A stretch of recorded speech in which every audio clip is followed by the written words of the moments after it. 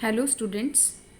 Last classes में हम valence bond theory यानी संयोजकता बंध सिद्धांत को पढ़ चुके हैं और वैलेंस बॉन्ड थ्योरी से हमें क्या क्या जानकारी मिलती है ये भी हम पढ़ चुके हैं। वैलेंस बॉन्ड थ्योरी क्या बताती है? वैलेंस बॉन्ड थ्योरी किसी भी मॉलिक्यूलर सिस्टम में electron density, bond energy, bond length और इलेक्ट्रॉन के स्पिन के बारे में हमें जानकारी देती है। अब ऐसे क्या रीज़न थे कि वैलेंस बॉन्ड थ्योरी को भी सक्सेसफुल नहीं माना गया? ठीक है, वैलेंस बॉन्ड थ्योरी भी बहुत सारी चीज़ों को बताने में असमर्थ रही थी। ठीक है, ये एक सक्सेसफुल थ्योरी नहीं रही थी। वीबीटी जो है वैलेंस बॉन्ड थ्योरी, ये फाइनल और सक्सेसफुल थ्योरी नहीं है। इस थ्योरी की भी कुछ कमियां हैं जिनको वैलेंस बॉन्ड थ्योरी एक्सप्लेन नहीं कर पाई थी। ठीक है, तो आज हम उन कमियों को डिस्कस करेंगे कि ऐसी कौन सी कमियां थी जो वैलेंस बॉन्ड थ्योरी जिनको बताने में सक्सेसफुल नहीं हो पाया या वीबीटी जिनकी जानकारी नहीं दे पाई। ठीक है, तो आज हम क्या करेंगे, उनकी कमियों को डिस्कस करेंगे वैलेंस बॉन्ड थ्योरी की। यह सिद्धांत यद्यपि परमाणुओं के बंधन, अणुओं की संरचना और उनके चुंबकीय गुण आदि की सामान्य रूप से व्याख्या करने में सफल रहा है, लेकिन बहुत सारी चीज़ें ये वैलेंस बॉन्ड थ्योरी नहीं बता पाई। ठीक है, सबसे पहला हम पढ़ेंगे क्वांटिटेटिव एनालिसिस। जो वैलेंस बॉन्ड थ्योरी है, संयोजकता बंध सिद्धांत ने क्वालिटेटिव भी व्याख्या की और क्वांटिटेटिव भी व्याख्या की। कोवेलेंट बॉन्ड की क्वालिटेटिव और क्वांटिटेटिव दोनों तरह से व्याख्या करने की कोशिश की। ठीक है, उसने जो क्वालिटेटिव व्याख्या है वो तो सही की कि परमाणु आपस में बंध क्यों बनाते हैं और उनके बीच में एक निश्चित दूरी क्यों पाई जाती है। ठीक है, परमाणु आपस में जो है वो बंध इसलिए बनाते हैं ताकि वो स्टेबिलिटी को प्राप्त करें। स्टेबल होने के लिए वो क्या करते हैं, बंध बनाते हैं। लेकिन जो वैलेंस बॉन्ड थ्योरी है वो क्वांटिटेटिव व्याख्या सही तरीके से नहीं कर पाया। हाइटलर और लंदन ने H2 मॉलिक्यूलर सिस्टम यानी सबसे simplest molecular system H2 molecule का एग्जाम्पल लेके वैलेंस बॉन्ड थ्योरी को समझाना चाहा, लेकिन H2 मॉलिक्यूल की भी बॉन्ड एनर्जी और बॉन्ड लेंथ की वो सही कैलकुलेशन नहीं कर पाया।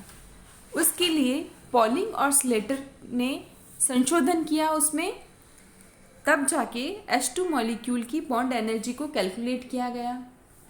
तो जब H2 मॉलिक्यूल जैसे सिंपल सिस्टम के लिए valence bond theory bond energy और बॉन्ड लेंथ को कैलकुलेट करने में सही रूप से नहीं कर पाया, तो अदर जो मॉलिक्यूल है उनकी जो बॉन्ड लेंथ है और बॉन्ड एनर्जी की व्याख्या कैसे पॉसिबल हो पाती। तो यह उसकी सबसे बड़ी कमी थी क्वांटिटेटिव एनालिसिस कि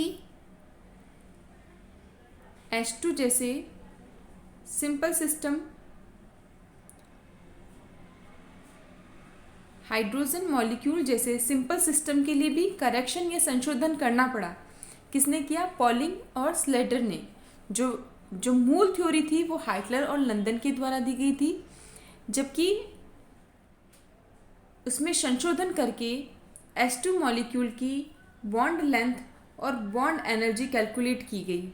जब सिंपलेस्ट सिस्टम के लिए भी प्रॉब्लम आई, संशोधन करना पड़ा, तो अदर मॉलिक्यूलर सिस्टम का वो कैसे संभव हो पाता। तो ये बहुत बड़ी कमी थी क्वांटिटेटिव एनालिसिस, मात्रात्मक विवेचन। दूसरी कमी थी अयुग्मित इलेक्ट्रॉन वाले अणु व आयन, molecules and ion with unpaired electron. संयोजकता बंध सिद्धांत के अनुसार परमाणुओं पर पाए जाने वाले अयुग्मित इलेक्ट्रॉनों के युग्मन से बंध का निर्माण होता है, लेकिन बहुत से अणु आयन ऐसे हैं जिनमें इलेक्ट्रॉन का युग्मन नहीं होने पर भी स्थायी बंध का निर्माण हो जाता है। उदाहरण के लिए बोरोन तथा ऑक्सीजन परमाणु पर क्रमशः 1 व 2 अयुग्मित इलेक्ट्रॉन पाए जाते हैं। B2 और O2 बंध बनने पर संयोजकता बंध सिद्धांत के अनुसार B2 और O2 में कोई भी अयुग्मित इलेक्ट्रॉन नहीं पाया जाना चाहिए, लेकिन इन अणुओं में दो दो अयुग्मित इलेक्ट्रॉन का पाया जाना स्पष्टतः दर्शाता है कि बंधन के लिए युग्मन परमावश्यक नहीं है। ठीक है, वैलेंस बॉन्ड थ्योरी के अनुसार B2 और O2 जो मॉलिक्यूल है उसमें क्या है, 0 अनपेयर्ड इलेक्ट्रॉन। क्योंकि वैलेंस बॉन्ड थ्योरी के अनुसार क्या होता है, बोरोन में संयोजकता कोश में कितने इलेक्ट्रॉन, 3 1 2 3 1 2 3। ठीक है, जब इनमें कोवेलेंट बॉन्डिंग हो जाती है तो आप देख रहे हो तो इसमें कोई भी एक pair of electron, 1 pair of electron और 1 पेयर ऑफ इलेक्ट्रॉन, कहीं भी कोई अयुग्मित इलेक्ट्रॉन नहीं है। ठीक है, उसी तरह यदि मैं ऑक्सीजन मॉलिक्यूल की बात करूं, O2 मॉलिक्यूल एक ऑक्सीजन के बाह्यतम कोश में कितने इलेक्ट्रॉन हैं, 6 1 2 3 4 5 6 1 2 3 4 5 6। ठीक है, इसमें दो दो इलेक्ट्रॉन की शेयरिंग होगी और दो दो इलेक्ट्रॉन की शेयरिंग से क्या होगा, उनका ऑक्टेट, ऑक्सीजन का ऑक्टेट, इसके 8 कंप्लीट और इसके भी क्या 8 कंप्लीट। ठीक है, यहाँ ऑक्सीजन ऑक्सीजन के बीच में डबल बॉन्ड, एक लोन पेयर, दूसरा लोन पेयर, इसका इस ऑक्सीजन का एक लोन पेयर, दूसरा लोन पेयर, लेकिन कहीं भी अयुग्मित इलेक्ट्रॉन ऑक्सीजन के पास में नहीं है। ठीक है, तो वैलेंस बॉन्ड थ्योरी के अनुसार O2 और B2 में क्या है, 0 अनपेयर्ड इलेक्ट्रॉन, लेकिन एक्चुअल में O2 और B2 के पास में दो दो अनपेयर्ड इलेक्ट्रॉन होते हैं, जो वैलेंस बॉन्ड थ्योरी नहीं बता पाई। इस दो दो अनपेयर्ड इलेक्ट्रॉन को आगे मॉलिक्यूलर ऑर्बिटल थ्योरी, अणुकक्षक सिद्धांत ने बताया, क्योंकि O2 जो मॉलिक्यूल है प्रकृति में कैसे था, पैरामैग्नेटिक नेचर का था। ठीक है, अनुचुंबकीय प्रवृत्ति का था। O2 मॉलिक्यूल प्रकृति में कैसा था, अनुचुंबकीय। यदि लेकिन VBT की बात करें तो VBT के अनुसार इसमें कोई भी अनपेयर्ड इलेक्ट्रॉन नहीं है। यदि अनपेयर्ड इलेक्ट्रॉन होता तो O2 मॉलिक्यूल कैसा होता, अनुचुंबकीय, और अनपेयर्ड इलेक्ट्रॉन नहीं है तो O2 molecule valence bond theory के अनुसार कैसा है, प्रतिचुंबकीय। ठीक है, वैलेंस बॉन्ड थ्योरी के अनुसार कोई भी अनपेयर्ड इलेक्ट्रॉन नहीं है तो O2 मॉलिक्यूल कैसा होना चाहिए, प्रतिचुंबकीय, लेकिन एक्चुअल में O2 मॉलिक्यूल कैसा है, अनुचुंबकीय। इसका मतलब इसमें अयुग्मित इलेक्ट्रॉन है, लेकिन वैलेंस बॉन्ड थ्योरी इसके अयुग्मित इलेक्ट्रॉन को एक्सप्लेन नहीं कर पाई कि O2 मॉलिक्यूल कैसे अनुचुंबकीय व्यवहार कर रहा है, क्योंकि वैलेंस बॉन्ड थ्योरी के अनुसार आप देख रहे हो कि O2 मॉलिक्यूल में कोई भी अनपेयर्ड इलेक्ट्रॉन नहीं है।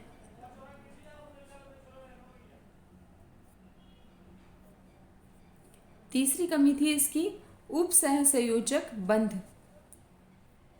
वैलेंस बॉन्ड थ्योरी में यह माना गया है कि सामान्य सहसंयोजक बंध का निर्माण दो परमाणुओं से एक एक अयुग्मित इलेक्ट्रॉन के संयोग से इलेक्ट्रॉन युग्म बन जाता है। जब दो एटम हैं उनके बीच में एक एक इलेक्ट्रॉन की शेयरिंग होगी, इस शेयरिंग से जो बॉन्ड बनेगा वो क्या है, कोवैलेंट बॉन्ड। ठीक है, तो ये वैलेंस बॉन्ड थ्योरी ये कहती है कि दोनों एटम अपने अपने शेयर के इलेक्ट्रॉन लेके आएंगे और बॉन्डिंग करेंगे, लेकिन कोऑर्डिनेशन बॉन्ड जिनमें पाया जाता है, जिन मेटल एटम में उपसहसंयोजक बंध होता है उसमें ऐसा नहीं होता है। उपसहसंयोजक बंध में जो दोनों इलेक्ट्रॉन हैं, बॉन्ड बनने के लिए जो आवश्यक दोनों इलेक्ट्रॉन हैं वो किसी भी एक एटम के द्वारा दिए जाते हैं। एक एटम वो दोनों इलेक्ट्रॉन देता है और दूसरा एटम उसको लेता है। ठीक है, एक इलेक्ट्रॉन दाता और दूसरा इलेक्ट्रॉन ग्राही होता है।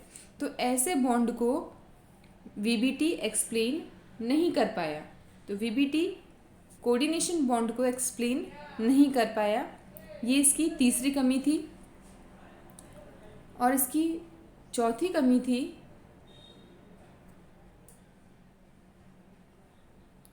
Resonance and hybridisation.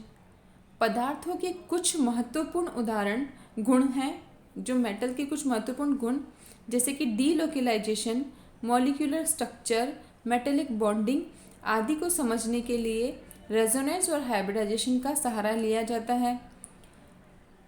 यह व्याख्या काफ़ी जटिल तथा श्रमकारी होती है और गुणों की व्याख्या में भी आंशिक सफलता ही मिल पाती है। तो रेजोनेंस और हाइब्रिडाइजेशन बहुत ही टिपिकल प्रोसेस, यानी बहुत ही मुश्किल से ये मेटल के गुणों को समझाने में समर्थ हो पाए। ठीक है, तो वैलेंस बॉन्ड थ्योरी किन किन चीज़ों को एक्सप्लेन नहीं कर पाई जिसकी वजह से वीबीटी अनसक्सेसफुल थ्योरी मानी गई। ठीक है, कौन से ऐसे कारण थे जिनकी वजह से वीबीटी फेल हो गई, या हम कह सकते हैं वीबीटी पूरी तरह से जिनको नहीं समझा पाई, वो क्या है, वीबीटी की लिमिटेशंस हैं। तो कौन कौन सी हमने लिमिटेशन पढ़ी? फर्स्ट हमने पढ़ी क्वालिटेटिव एनालिसिस, सेकेंड हमने पढ़ी molecule and ion with unpaired electron, third हमने पढ़ी कोऑर्डिनेशन बॉन्ड और फोर्थ हमने पढ़ी रेजोनेंस एंड हाइब्रिडाइजेशन। संयोजकता बंध सिद्धांत की जो पहली कमी हमने पढ़ी थी क्वांटिटेटिव एनालिसिस, कि H2 जैसे सिंपल मॉलिक्यूल के लिए ही करेक्शन करना पड़ा, संशोधन करना पड़ा, तो अदर मॉलिक्यूलर सिस्टम की जो क्वांटिटेटिव व्याख्या की एग्जैक्ट उनकी बॉन्ड एनर्जी और बॉन्ड लेंथ दिक्कत करना तो संभव ही नहीं है। तो ये इसकी बहुत बड़ी कमी थी। सेकंड जो कमी थी molecule and ion with unpaired electron, तो यहाँ पर वैलेंस बॉन्ड थ्योरी B2 और O2 जैसे मॉलिक्यूल वैलेंस बॉन्ड थ्योरी के अकॉर्डिंग 0 अनपेयर्ड इलेक्ट्रॉन होते हैं, मॉलिक्यूल प्रतिचुंबकीय होना चाहिए, लेकिन एक्चुअल में मॉलिक्यूल अनुचुंबकीय है। इसका मतलब इसके पास कहीं ना कहीं अयुग्मित इलेक्ट्रॉन है, जिसकी व्याख्या वैलेंस बॉन्ड थ्योरी नहीं कर पाया।